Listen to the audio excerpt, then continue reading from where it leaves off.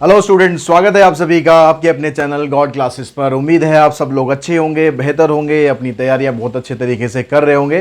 तो आज की जो क्लास है उसमें हम करने वाले हैं एक्सरसाइज। कौन सी एक्सरसाइज है भाई? हमारी एक्सरसाइज है 4.5, क्रैमर रूल की एक्सरसाइज है। तो क्रैमर रूल का जो बेसिक कंसेप्ट है उसका वीडियो देख लिया नहीं देख लिया? अगर नहीं देखा तो ऊपर बटन में लिंक दे रहा हूँ, वहाँ पर जाके देख लो, समझ लो, उसके बाद इस वीडियो पे आना। नहीं तो भैया मत देखो, कोई फ़ायदा नहीं होगा, कुछ समझ में नहीं आएगा कि क्रैमर रूल होता क्या है। तो ये सारी चीज़ें आपको पता होनी चाहिए। क्रैमर रूल क्या होता है, एक्स वाई की वैल्यू हम कैसे निकालते हैं, ये सब जब आप समझ में आ जाएगा तब ये एक्सरसाइज आप कर पाएंगे, बहुत अच्छे से कर पाएंगे, बड़ा मजा आएगा इसको करने में।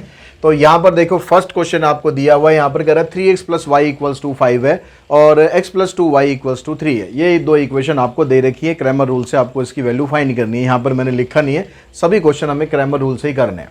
तो क्रैमर रूल में क्या होता है, सबसे पहला काम तो हम करते हैं डी निकालते हैं। तो यहाँ पर हम डी निकालते हैं, कलर इसका कर लेते हैं चेंज। चलो डी क्या होता है? डी होता है भाई एक्स और वाई का जो कोफिशिएंट है ना, ये लिखना है 3 1 1 2। अब इसको आप सॉल्व कर दो, 3 2 6 -1, तो ये बन गया आपके पास 5। अगर ये नॉट इक्वल्स टू 0 आता है तो सॉल्यूशन पॉसिबल होता है। सॉल्यूशन होता क्या है वो हम निकाल रहे हैं। अब उसके लिए क्या करना पड़ेगा, आपको D1 करना पड़ेगा।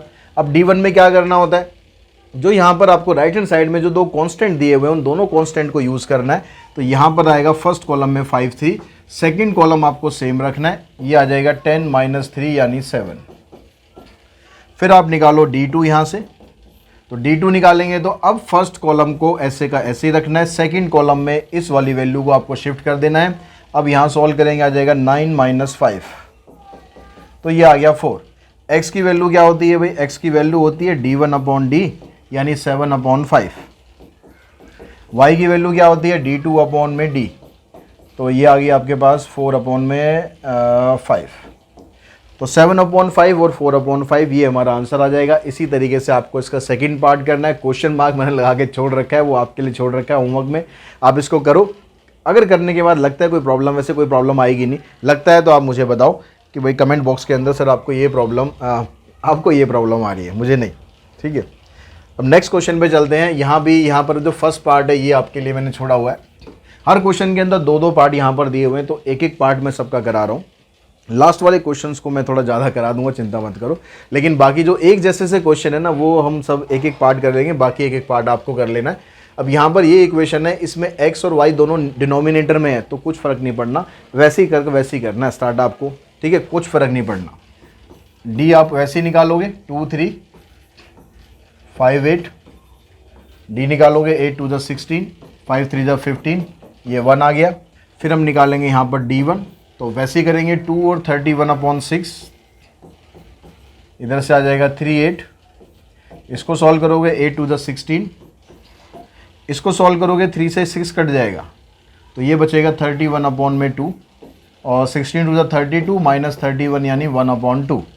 अब उसके बाद निकालेंगे आप D2। तो D2 के लिए फर्स्ट कॉलम आपको वैसे का वैसे ही रखना है, जो सेकंड कॉलम है उसकी जगह ये आ जाएगा। अब इसको सॉल्व करोगे 2 से 6 कट जाएगा, तो ये आ जाएगा 31/3। यहाँ से आ गया 5 2 10, तो ये 30 और माइनस करोगे तो ये भी आ जाएगा 1/3। अब बस फ़र्क क्या पड़ेगा, यहाँ डिनोमिनेटर में x और y है, तो जो हम x y की वैल्यू निकालते हैं वो एक्चुअली में x y की नहीं निकल रही है, वो वैल्यू निकलेगी 1/x की। तो 1/x की वैल्यू कितनी बनेगी? D1/D। फार्मूला वही रहेगा, बस x की जगह आपको क्या करना है, 1/x लिख देना है। तो यहाँ D1 की वैल्यू हमारे पास है 1/2, इसकी वैल्यू है 1।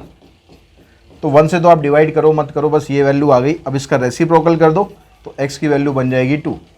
ऐसे y की वैल्यू निकालेंगे तो ये आएगी y की नहीं 1/y की, D2/D। तो D2 आपके पास है 1/3। अब क्योंकि इसके नीचे भी 1 लिखना है, तो 1 क्या ज़रूरत है लिखने की, क्यों टाइम वेस्ट करना है। इसको रेसिप्रोकल कर दो, y की वैल्यू आ गई 3, तो x की वैल्यू 2 आ जाएगी और y की वैल्यू 3 आ जाएगी सेकंड पार्ट में। तो हम चलते हैं थर्ड क्वेश्चन। इसमें तो एक ही पार्ट दिया हुआ है, चिंता मत करो, एक ही पार्ट दिया है, एक ही पार्ट करेंगे। अब यहाँ पर D निकालो पहले, यह आ गया 3a, यहाँ आ गया 2a, तो ये बन जाएगा 3a - 2a यानी ये आ गया आपके पास a।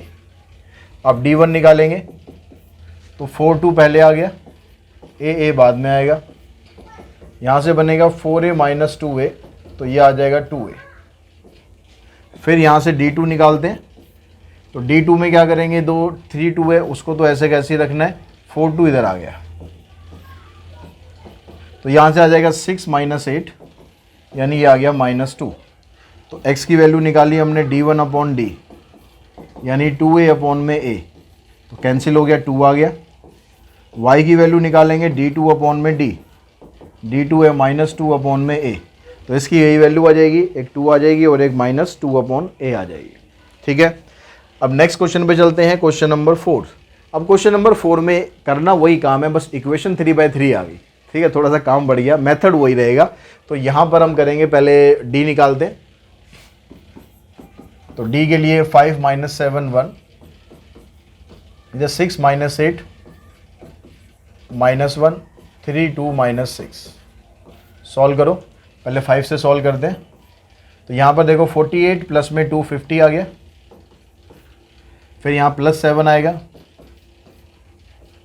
अब उसके बाद इसको और इसको छोड़ेंगे आप, -36 प्लस में 3 यानी -33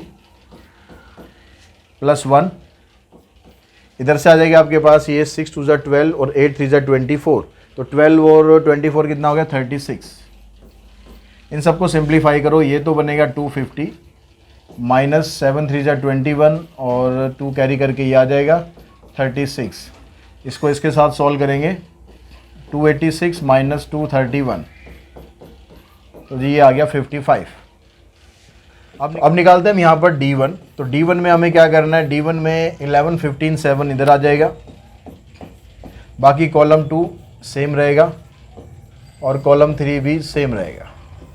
अब इसको सॉल्व करेंगे तो ये आ जाएगा 11, इसको सॉल्व करेंगे तो ये तो 50 ही बनेगा, फिर आ गया +7। अब आप इसको और इसको छोड़ोगे, -90 और +7 यानी -83, उसके बाद आ जाएगा +1, इसको और इसको सिंप्लीफाई करेंगे, 30 प्लस में 56 यानी आ गया 86, तो ये आ गया 550 और 7 को 83 से आप मल्टीप्लाई करेंगे तो ये बन जाएगा 581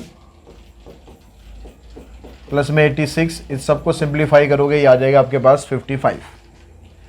ठीक है, उसके बाद निकालते हैं हम D2।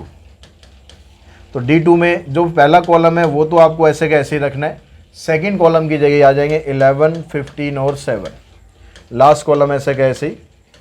अब इसको सिंप्लीफाई करो, 5 से इसको करेंगे तो देखो 90 प्लस 3 यानी -83, फिर -11 से सॉल्व करेंगे तो ये आ जाएगा -33 +1, इधर से करोगे 42 - 45 ये आ जाएगा -3, इसको सिंप्लीफाई करा -415 ये माइनस प्लस 363 एंड -3, इन सबको आप सिंप्लीफाई करोगे आ जाएगा आपके पास -55। ठीक है, उसके बाद देखिए जो नेक्स्ट है, एक और निकालना है आपको D3। तो D3 में क्या कर देना है, जो पहला कॉलम है वो 5 6 3 रखोगे, दूसरा कॉलम -7 -8 और 2, तीसरे कॉलम में ये आ जाएगा 11 15 और 7, यहाँ से आ गया 5 56 -30 यानी -86 +7 6 2 ज़ा 12 8 3 ज़ा 24 यानी 36 और +11 यहाँ पर आ गया 36। अब इसको आपको 5 को 86 से आप सॉल्व करोगे, एक मिनट, ये 7 वाली जो टर्म है ये गलत आ रही है कुछ, इसको और इसको छोड़ा हमने, 7 6 ज़ा 42 -45 -3 आएगी।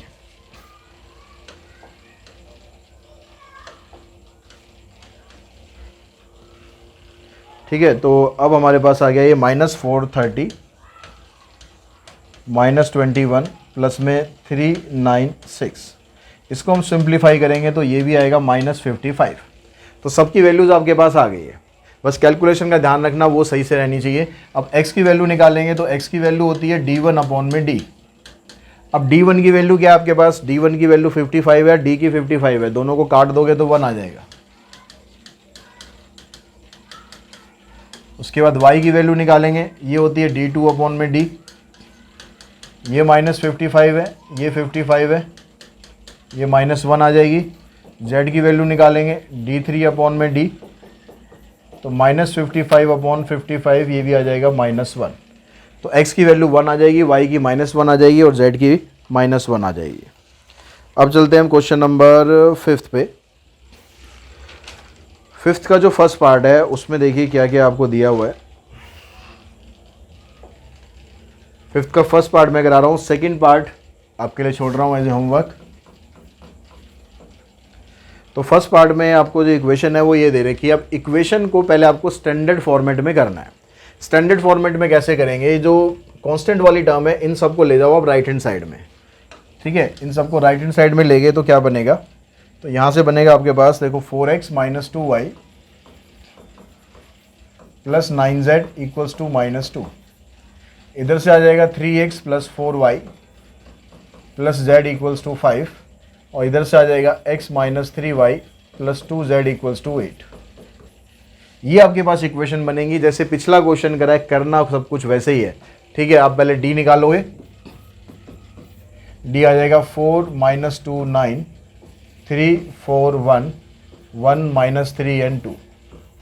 इसका d निकाल देंगे तो 4 के साथ 8 + 3 11 फिर +2 आएगा। इसको छोड़ेंगे 6 - 1 5 प्लस में 9, इधर से करेंगे -9 और -4 -30, तो ये आ गया 44, इधर से आ गया 10, इधर से आ गया 117, तो ये आ जाएगा 54 - 117। सॉल्व करोगे 7 - 4 3 11 - 5 6, तो वैल्यू आ जाएगी इसकी -63। अब निकालते हैं हम D1। तो D1 में आपको क्या करना है, जो पहला कॉलम है उसकी जगह आपको रख देना है -2 5 और 8। सेकंड कॉलम आपको ऐसे का ऐसे ही रखना है। अब सिंप्लीफाई करो तो -2 × में तो 11 ही आएगा, फिर +2 के साथ कर दे तो इसको छोड़ेंगे 10 - 8 2, फिर प्लस में 9, इधर से आ जाएगा -15 और -32 यानी -47। ये आ जाएगा -22, इधर से आ जाएगा 4, इधर से आ जाएगा 47 को आप 9 से मल्टीप्लाई करोगे, आ जाएगा -423 और इन सब को आप सिंप्लीफाई करोगे आ जाएगा -441। फिर निकालते हैं हम D2। तो पहला कॉलम 4 3 1 है, ऐसे कैसे ही रखो। सेकंड कॉलम में वही रखेंगे -2 5 और 8, थर्ड कॉलम 9 1 2। अब इसको सिंप्लीफाई करो, यह आ जाएगा 4 10 - 8 2 आ गया, +2 के साथ करेंगे तो 5 आएगा, फिर 9 के साथ आप करोगे तो इसके साथ करोगे 8 3 जा 24 -5, तो यह आ जाएगा 19। अब यहाँ से आ गया आपके पास 8, यहाँ से आ गया 10, इधर से आ गया 171, तो 171 प्लस में 8 कितना आ जाएगा 179 और यह आ जाएगा 189। अब निकालते हैं D3। तो D3 में पहला कॉलम एज इट इज़, दूसरा कॉलम भी एज इट इज़, तीसरे कॉलम में आ जाएगा ये -2 5 और 8। तो इसको सॉल्व किया आ गया 4 32 और प्लस में 15 यानी 47, फिर +2 के साथ करते हैं इसको 8 3 24 -5 19 -2 और इसके साथ आ जाएगा -13, तो ये आ गया आपके पास 188, इधर से आ गया 38, इधर से आ गया 26। तो इन सबको हम प्लस करेंगे, प्लस करके आप हमारे पास आ जाएगा 252। तो सारी वैल्यू आ चुकी हैं। x की वैल्यू होगी D1/D। D1 है आपके पास -441 अपॉन में -63, 7 पे कट जाएगा पूरा। y की वैल्यू आएगी हमारे पास 189 अपॉन में -63, तो ये 3 पे कट जाएगा। z की वैल्यू है 252 अपॉन में -63, ये 4 पे कट जाएगा। तो x की वैल्यू 7, y की -3 और z की -4। तो नेक्स्ट क्वेश्चन पे चलते हैं, क्वेश्चन नंबर 6। अब 6th क्वेश्चन में वैसे ही आपको जो वेरिएबल्स हैं वो नीचे दिए हुए हैं, जैसे हमने पीछे 2/2 का क्वेश्चन करा था ना, वैसे ही करना है, कुछ भी चेंज नहीं करना, ठीक है। जो d है पहले आप वो निकाल लो। तो 2 3 10 4 -6 and 5 6 9 और -20, ठीक है। बिल्कुल उसी तरीके से चलना है, कुछ नहीं फ़र्क पड़ना। इसका डिटरमिनेंट निकालेंगे, इसका डिटरमिनेंट आपके पास आ जाएगा कितना, ये मैं डिटरमिनेंट अब डायरेक्ट लिख रहा हूँ क्योंकि डिटरमिनेंट तो आपको निकालना अच्छी तरह आता ही है। तो इसका डिटरमिनेंट हम करेंगे, ये आ जाएगा 1200। फिर हम D1 जब लेंगे तो D1 में क्या करेंगे हम, ये 412 इधर ले लेंगे, इधर से आ गया 3 माइनस 6 9 और 10 5 और माइनस 20। अब इसका आप डिटरमिनेंट निकालोगे तो इसका डिटरमिनेंट आ रहा है हमारे पास 600। फिर आप D2 निकालो, तो D2 में क्या करेंगे, 2 4 6 पहले वाला कॉलम सेम, दूसरे कॉलम में आ जाएगा 4 1 2, तीसरा कॉलम आपका यही आ गया। और इसके डिटरमिनेंट को सॉल्व करने पर आ रहा है आपके पास 400। और फिर निकाला हमने D3, तो 2 4 6 3 माइनस 6 9, लास्ट में आ जाएगा 4 1 2। इसको सॉल्व करेंगे, ये आ जाएगा आपके पास 240। तो सारे डिटरमिनेंट हमारे निकल गए। अब x की वैल्यू निकालते हैं, तो ये आएगा D1 अपॉन में D2, 1/2 आ गया। अब लेकिन यहाँ पर ये x नहीं है, हाँ ये चीज़ ध्यान रखना, ये अपॉन में x है तो ये 1/x है। अब इसका रेसिप्रोकल आप कर दोगे तो x की वैल्यू आ जाएगी 2, यहाँ से रेसिप्रोकल करेंगे तो यहाँ से भी रेसिप्रोकल होगा। ऐसी 1/y की वैल्यू आप निकालोगे तो ये आ जाएगी 400 अपॉन में 1200, तो ये काटने पर आएगा 3, तो रेसिप्रोकल कर दिया, y की वैल्यू आ गई 3। और 1/z की वैल्यू निकालेंगे तो आ जाएगा आपके पास 240 अपॉन में 1200, ये चला जाएगा 5 पर। इसका रेसिप्रोकल करोगे, z की वैल्यू आ जाएगी 5, x की वैल्यू 2, y की वैल्यू 3 और z की वैल्यू 5। तो नेक्स्ट क्वेश्चन पे चलते हैं, क्वेश्चन नंबर 7। इसमें कहता है कि आपके पास ये वैल्यू दे रखी है, आपको x y z निकालना है और ए बी सी तीनों की तीनों डिफरेंट वैल्यू है, मतलब सेम नहीं है ए बी सी, तो तीनों डिफरेंट वैल्यू है। तो निकालते हैं इसको हम, यहाँ से d बनाओ पहले, 1 1 1 ए बी सी, और यहाँ आ गया a square b square and c square. अब इसका डिटरमिनेंट आप डायरेक्ट निकालना चाहो डायरेक्ट भी निकाल सकते हो, अगर प्रॉपर्टी बना के करोगे तो आसान पड़ेगा। अब प्रॉपर्टी बना के कैसे, मतलब दो यहाँ पर देखो 1 1 1 है तो 2 0 बना लो, उससे क्या होगा आपका डिटरमिनेंट आसान हो जाएगा। तो यहाँ पर मैं कॉलम 1 की जगह कर देता हूँ कॉलम 3, और 2 कर देते हैं, कॉलम 2 की जगह कर देते हैं कॉलम 3, कॉलम 2 माइनस कॉलम 3। तो उससे हमारे पास क्या बनेगा, 1 माइनस 1 0, ये a माइनस बी, ये a square minus b square, ये 0, ये b माइनस सी, और ये b square minus c square, 1 c और c स्क्वायर। अब आप इस वाले कॉलम में से a माइनस बी निकाल दो बाहर, इस कॉलम में से b माइनस सी निकाल दो, तो यहाँ 0 रह गया, यहाँ 1 रह गया। अब यहाँ पर a square minus b square है, तो a square minus b square को मैं से तो लिख सकते हैं ना, a minus b into a plus b, identity लगाकर। तो ये a माइनस बी तो हम बाहर ले गए, तो बचेगा अंदर a प्लस बी। ऐसे यहाँ पर ये 0, यहाँ पर 1 आ जाएगा, इधर आ जाएगा b प्लस सी। अब इसको आप इस वाली रो से एक्सपेंड कर दो, यहाँ भी 0 है, यहाँ भी 0 है, सीधा इस 1 से सॉल्व कर दो, तो ये बन गया हमारे पास a minus B, b minus C, 1 से सॉल्व करेंगे तो b प्लस सी, माइनस इसको इससे मल्टीप्लाई करेंगे तो ये दोनों माइनस के हो जाएंगे। अब देखो यहाँ पर b से b कैंसिल हो गया, तो हमारे पास इसका डिटरमिनेंट आ गया a minus B, b minus C and c minus A, ये डिटरमिनेंट आ गया। अब निकालना है हमें d1। अब d1 में क्या करेंगे, ये 1k स्क्वायर हम यहाँ पर ले आएंगे पहले प्लेस पर, बाकी दोनों सेम। अब इसको आपको दोबारा पूरा सॉल्व नहीं करना, यहाँ पर पैटर्न समझो, यहाँ पर 1a स्क्वायर, यहाँ पर आ गया 1k स्क्वायर, बाकी सब चीज़ें तो सेम है ना, यानी यहाँ पर बस क्या हुआ है, जो a था उसकी जगह k आ गया, भाई इतना ही हुआ है। अब इतना होने पर जो डिटरमिनेंट है आपको सारा दोबारा नहीं निकालना, जो आंसर आया था उसमें a की जगह भी k कर दो, तो ये यहाँ बनेगा k माइनस बी,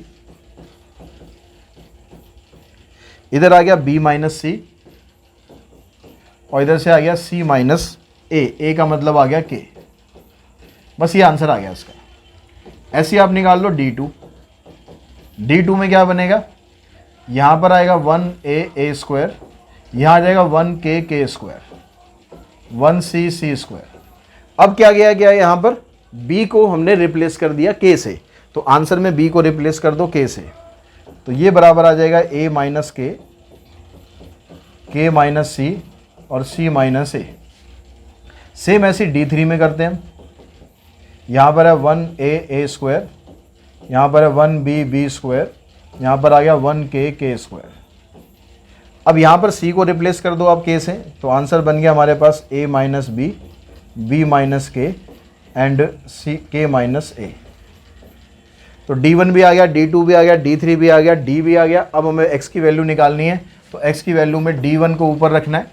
d1 मतलब k minus B, b minus c और c minus k divided by a minus B, b minus c and c minus k।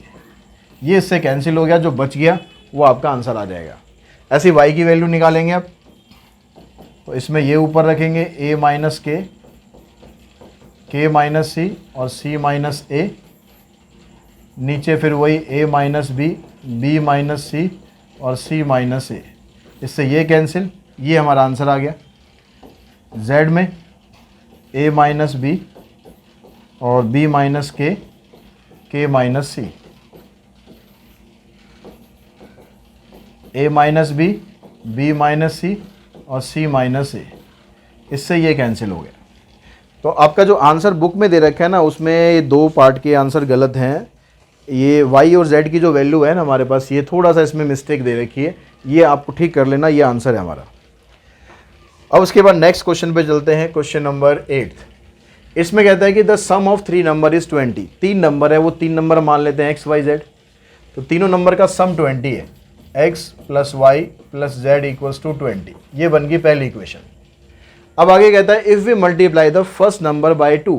पहले वाले नंबर को अगर हम 2 से मल्टीप्लाई कर दें, यानी 2x हो गया, and add the second number two the result, और इसमें हम दूसरे वाला नंबर ऐड कर दें, and subtract the third number, तीसरा वाला सब्ट्रैक्ट कर दें, तो ये बना जाएगा 23 के बराबर। फिर आगे कह रहा है by adding second and third number two 3 times the first.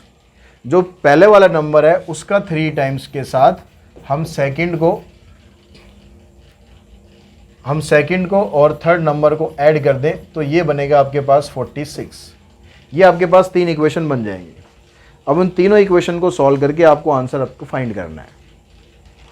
ठीक है, इक्वेशन समझ में आ गई कैसे कैसे बनी है। अब बस आगे का काम वही है, मेन था इसमें इक्वेशन बनाना, बाकी आगे काम वही है। आपको डी निकालना है, डी आ जाएगा 1 1 1 2 1 माइनस 1 3 1 1। तो यहाँ से आप डी को सॉल्व करोगे तो डी इसमें आपका आ रहा है यहाँ पर -4। फिर उसके बाद d1 निकलेगा, d1 के अंदर 20 23 और 46।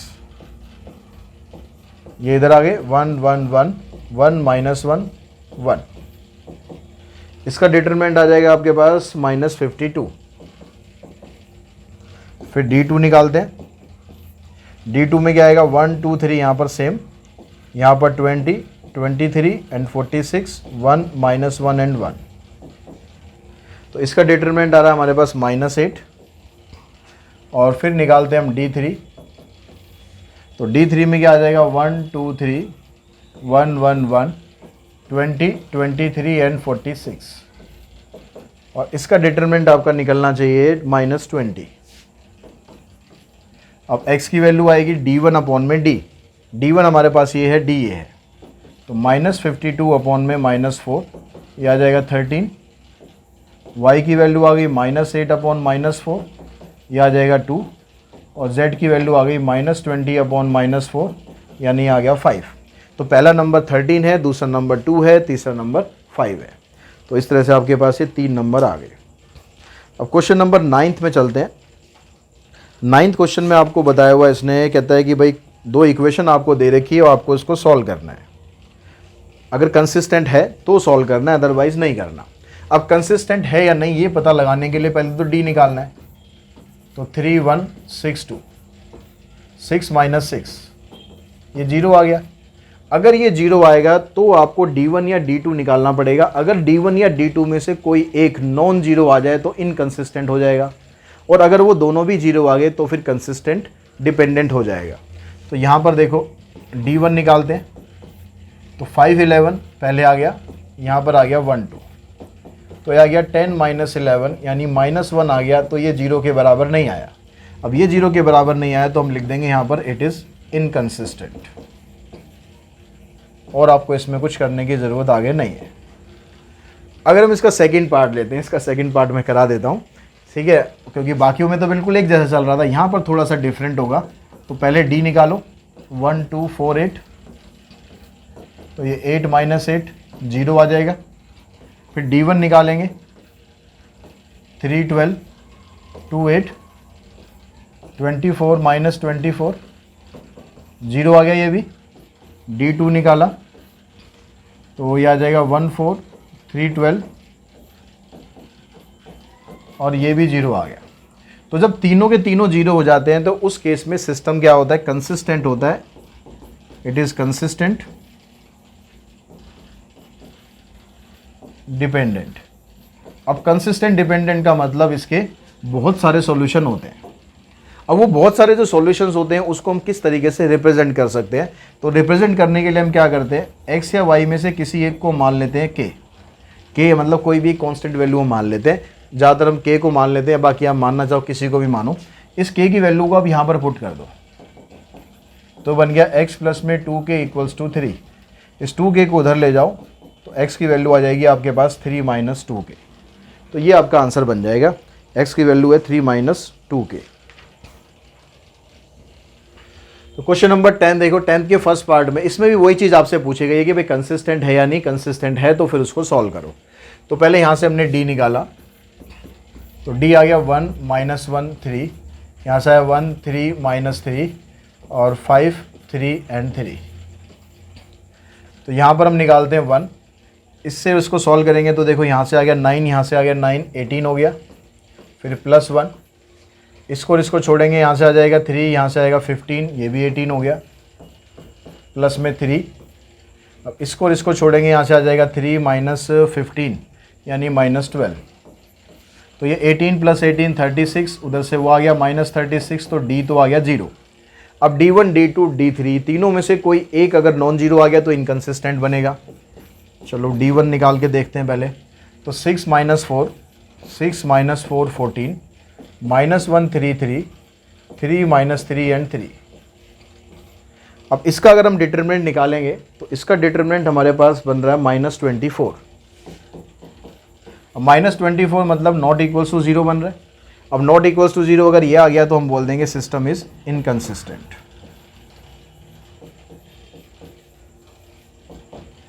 ठीक है, ऐसे हम सेकंड पार्ट पे चलते हैं। सेकंड पार्ट का डी निकालते हैं।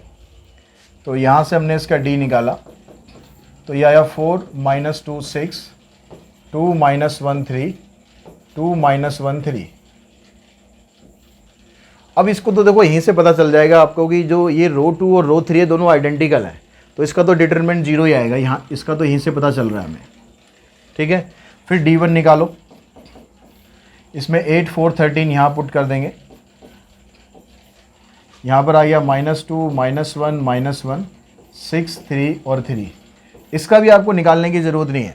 इसमें देखो कॉलम 2 और कॉलम 3 दोनों वो आ रहे हैं, प्रोपोर्शनल आ रहे हैं। यहाँ से रेशो निकालोगे -1/3 है, यहाँ से भी यहाँ से भी। तो यहाँ पर जब आपको पता है तो निकालने की ज़रूरत ही नहीं है, ये भी 0 आ जाएगा। फिर d2 निकाला हमने। अब d2 निकालोगे तो यहाँ पर आपके पास 4 2 2 इधर आ गया, इधर आ जाएगा 8 4 13, इधर आ जाएगा 6 3 3। अब यहाँ पर भी आपको निकालने की ज़रूरत नहीं है। यहाँ पर कॉलम 1 और कॉलम 3 2/3 2/3, ये भी 2/3, तो ये भी 0 आ रहा है आपके पास। फिर d3 निकालते हैं तो यहाँ पर आ जाएगा आपके पास 4 2 2 -2 -1 -1, तो यहाँ आ जाएगा 8 4 13। तो यहाँ पर भी कॉलम 1 और कॉलम 2 दोनों प्रोपोर्शनल है, तो ये भी आ गया 0। अब जब सारे के सारे 0 हो गए तो 3/3 में क्या होता है, सिस्टम कंसिस्टेंट भी हो सकता है, इनकंसिस्टेंट भी हो सकता है। अब ये पता लगाने के लिए आपको क्या करना पड़ेगा, अब ये पता लगाने के लिए आपको यहाँ से आप मान लेंगे कि y को हमने मान लिया z, z नहीं k। तो यहाँ पर आप z की जगह यहाँ पर z लो, जो तीसरा वेरिएबल है उसको ले लो। वैसे तो ले किसी को भी सकते हो, z की जगह हमने ले लिया k। अब पहली दो इक्वेशन आप चूज कर लो, तो वहाँ पर बन गया 4x - 2y प्लस में 6k इक्वल्स टू में 8। अब इस 6k को आप इधर ले जाओ, इक्वेशन आपकी ऐसे बन गई 4x minus 2y equals to 8 minus 6k। ठीक है, अब उसके बाद आप दूसरी इक्वेशन लो, 2x माइनस वाई प्लस में 3z, यहाँ z की जगह ये आ गया। अब इसको इधर लेके जाओ तो ये बनेगा आपके पास 2x minus y equals to 4 minus 3k। अब यहाँ से ये आपकी जो इक्वेशन बनी ये वाली, यहाँ से आप दोबारा d निकालो। अब इस बार आप निकालोगे जैसे हम 2/2 में निकालते हैं, यहाँ से 4 माइनस 2, यहाँ से 2 माइनस 1। अब यहाँ पर आ गया -4, इधर आ गया +4। अगर ये 0 आ गया तो ये इनकंसिस्टेंट हो जाएगा, नहीं निकलेगा, आगे सॉल्व भी नहीं होगा। अगर ये नॉट इक्वल्स टू 0 आएगा तो फिर हम आगे निकाल के देखेंगे कि भाई D1 और D2 की वैल्यू क्या आ रही है, फिर उससे कंसिस्टेंट बनेगा, उससे हमारा सॉल्यूशन आएगा। तो यहाँ पर इनकंसिस्टेंट होगा, इसको आप यहीं पर ख़त्म कर देंगे। अगर हम इसके थर्ड पार्ट की बात करें, ठीक है, इसका थर्ड पार्ट भी मैं करा रहा हूँ क्योंकि तीनों पार्ट डिफरेंट है, फिर आप ये कहोगे सर ये रह गया वो रह गया। तो अब यहाँ से हम d निकालते हैं, 2 1 माइनस 2 1 माइनस 2 1 5 माइनस 5 और 1। अब इसका आप डिटरमिनेंट निकालोगे तो इसका डिटरमिनेंट भी आपका 0 आ रहा है। ठीक है, क्वेश्चन नंबर 10th का थर्ड पार्ट है ये। इसका डिटरमिनेंट निकालोगे, ये भी हमारे पास 0 आ रहा है। आप D1 निकालोगे, ये भी 0 आएगा। आप D2 निकालोगे, ये भी 0 आएगा। और D3 निकालोगे, ये भी यहाँ पर 0 आएगा। ठीक है, बिल्कुल उसी तरह डिटरमिनेंट आपको निकाल देना। तीनों सारे के सारे यहाँ पर 0 आ रहे हैं। पिछले वाले केस में भी 0 आ रहे थे। फिर हमने क्या किया था, हमने यहाँ पर मान लिया था कि z को मान लो आप k। अब इस z को यहाँ पर पुट करोगे तो ये क्या बना, 2x प्लस में y minus 2k equals to 4। इस 2k को उधर लेके जाओ तो ये आ गया 2x प्लस में y इक्वल्स टू 4 प्लस में 2k। और दूसरी इक्वेशन बनी हमारे पास x माइनस 2y प्लस में k इक्वल्स टू -2। अब इसको आप इधर लेके जाओगे तो ये बनेगा x minus 2y equals to -2 और -k। अब यहाँ से आप निकालो D1, d निकालो पहले तो यहाँ से बना 2 1 और 1 -2। अब इसको आपने सॉल्व करा तो -4 और -1 यानी -5 आ गया। ये नॉट इक्वल्स टू 0 आ रहा है तो सिस्टम कंसिस्टेंट तो बनेगा, कंसिस्टेंट लेकिन डिपेंडेंट वाला बनेगा, यानी इनफाइनाइट सॉल्यूशन होंगे। अब वो इनफाइनाइट सॉल्यूशन कैसे हम रिप्रेजेंट करेंगे, y की वैल्यू, z की वैल्यू तो हमने मान ही लिया कि है, x और y की वैल्यू और निकालनी है। तो x की वैल्यू निकालने के लिए D1 निकालो। D1 के लिए क्या करेंगे, 4 प्लस 2k और इसको इधर पुट कर देंगे, -2 माइनस के, इधर आ जाएगा 1 -2। इसको आप सिंप्लीफाई करो, -2 को इससे मल्टीप्लाई करेंगे -8 -4k, फिर माइनस साइन बीच में, 1 से मल्टीप्लाई करेंगे -2 और -k। तो यहाँ आ जाएगा प्लस के, यहाँ -4k यानी -3k बन गया, और -8 प्लस 2 यानी -6 आ गया। फिर D2 निकालो। D2 में क्या करना है, 2 1 को यहीं पर रखना है और इसको इधर ले जाना है।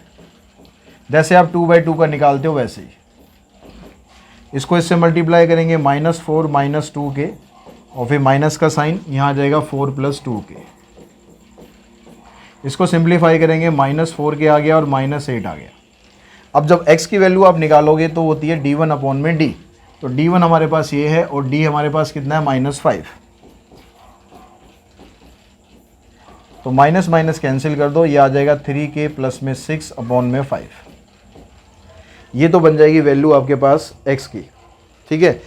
और y की ऐसे बनाओगे तो यहाँ से आ जाएगा -4k -8/5, ये बन जाएगा 4k प्लस में 8/5। ये वैल्यू बन जाएगी आपकी y की।